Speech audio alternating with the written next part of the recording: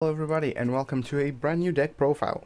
Now, today we are profiling UA, the deck that people speculate might be better than it was before, but not really. Depends.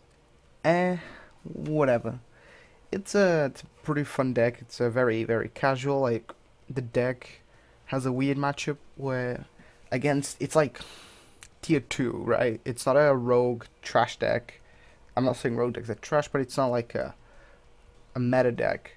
But it beats non-meta decks. But against meta decks, unless you do the right play 100% of the time, the deck is going to lose because it's very RNG dependent on whether you draw the right cards.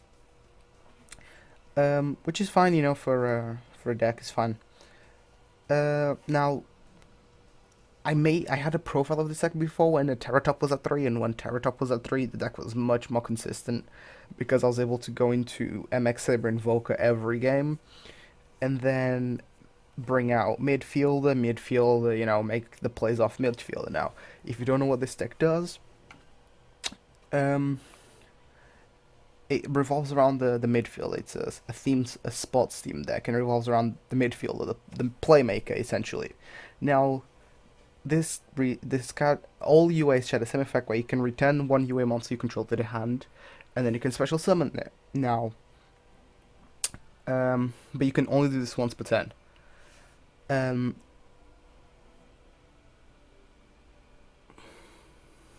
what you can do with this card is, one, it's your only UA, it's your only like archetype level 4, so that's really bad.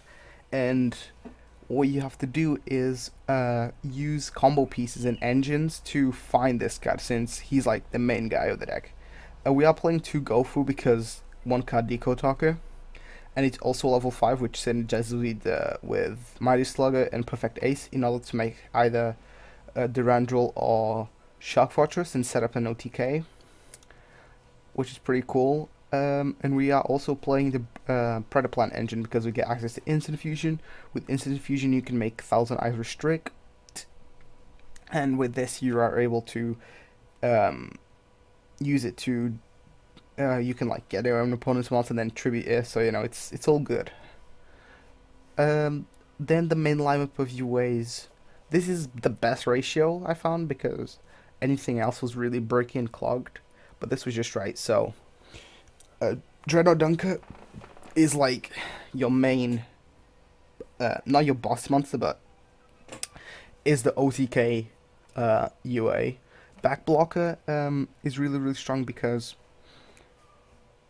it's like disruption by changing the opponent's monster to defense and negating the effect. Rebounder is your graveyard effect user, so like he gets stuff out of the graveyard when he's special summoned. During your opponent's turn, I think. Yeah. So whenever this card is special summon during your opponent's turn, you can normal summon or special summon. I mean, you can special summon a UA from the graveyard, so it's really cool. Goalkeeper is like protection. He has like the back of one of your UAs. Mighty Slugger is the main attacker, since he's like the beatdown. The beatdown UA, because when he attacks, your opponent cannot activate cards or effects in response. And then Perfect Ace is like the best card in the deck, since he's your negation. So that's really cool.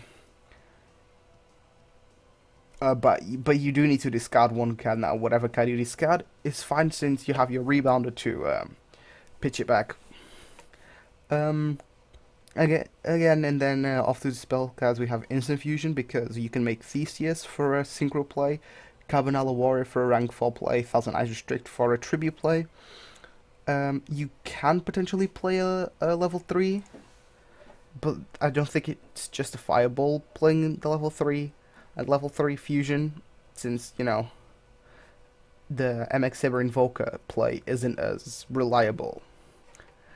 Raigeki, because it's Raigeki, and Reinforcements of Yami to search out pretty much any card in the deck, except go for the Predaplant, but you can usually very easily search out midfielder unless it gets negated.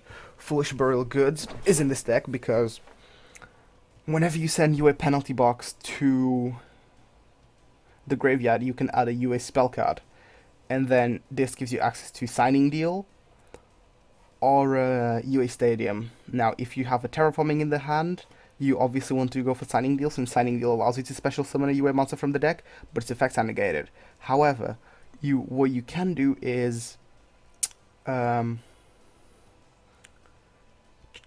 special summon. You can use the UA special summon off Signing Deal to return it to the hand, special summon a different UA, and then use the UA you originally searched and special summon it. So you can play around this card, so the negation isn't too bad. Power Jersey is a win condition on Dunker, or pretty much any other UA. Mostly Slugger. Slugger or Dunker, it's a win condition. But I like to combine it with Dunker. And this is one of the best equipped spells in the game. Basically, the equipped monster gains 1,000 attack, and it can make a second attack if it destroys a monster, and any battle damage is doubled. So UA on Dunker makes him have like 3k attack, and then with Shark Fortress, it can attack twice plus Power Jersey. So it can attack multiple times and inflict a lot of damage. Then we are off to the field spell. The field spell is really good because whenever you normal summon a UA, you can add a monster from the UA monster from the deck to the hand. But also when you special summon a UA, all monsters on the field, all monsters you control gain 500 attack. So it's very easy to get Dunker to 3k. Add 1,000 attack to it. It has 4k. It can make a second attack with Shark Fortress. That battle damage is doubled. It can attack again if it destroyed a monster. So this deck is really good going first, but even better going second. And this build reflects that, since you are playing things like a Blockbacker and Perfect Ace, which are usually cards you want to have on turn 1. And then if you're going turn 2, you usually want to have Mighty Slugger and Dreadnought Dunker to set up for no TK. So it's a very high risk, high reward deck. Very there isn't a midterm. It's either super aggressive or super defensive, and it has the tools to do that. The extract is not very special. It's just simple cards. So Theseus to make synchros, Cabanala Warrior as a level 4 to go into your rank 4s. So Direwolf can be good, Abyss Dweller can be good, Castell can be good, Thousand Eyes Restrict to get rid of a problematic card your opponent has and then tribute it. And then Scarlight, because it's generic, and so is a Cypher on Omega. Now Omega is even better in this deck, since when it leaves the field and it comes back, you can just put it on the main monster zone, and then the rest is just Deco Talker and other stuff. If you guys enjoyed the video, don't forget to leave a like.